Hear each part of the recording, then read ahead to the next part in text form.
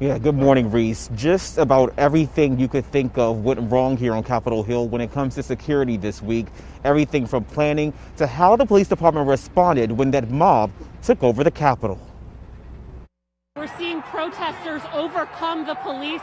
The police are now running back. A stampede of pro-Trump rioters stormed the steps of the Capitol, burst through the doors, and ran freely through the halls of Congress. The cavalry should have been coming to get those people the hell off the steps and the platforms, but that would have been very, very ugly and difficult to do if you didn't have superior force. Terry Gaynor is the former chief of the U.S. Capitol Police Department and says the force may have underestimated the potential of this protest. It appeared to me that the response outside was slow. But according to my source, a former U.S. Capitol Police official, that's something that just should not have happened. On any normal day, our source explained access to the stairs, upper terrace, and what officers consider the skin of the building are off limits. No one is allowed to enter through the west front entrance, which faces the Washington Monument. Visitors can only come through the Visitor Center off First Street, and all other staff and Congress members can use several entrances on the east front. Security at the Capitol is fluid, our source said, depending on potential threats. But for planned events happening in the D.C. area, they explained the process remains the same across the board.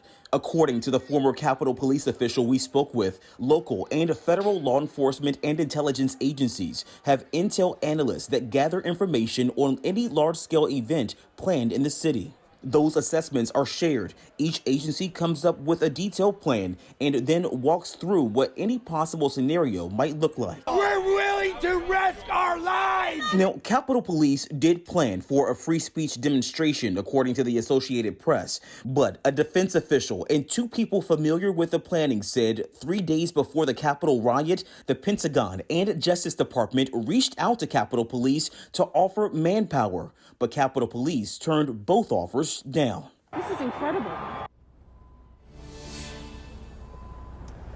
Now, my source said for a situation like the one that happened here this week, there is no reason why police should not have been prepared for this.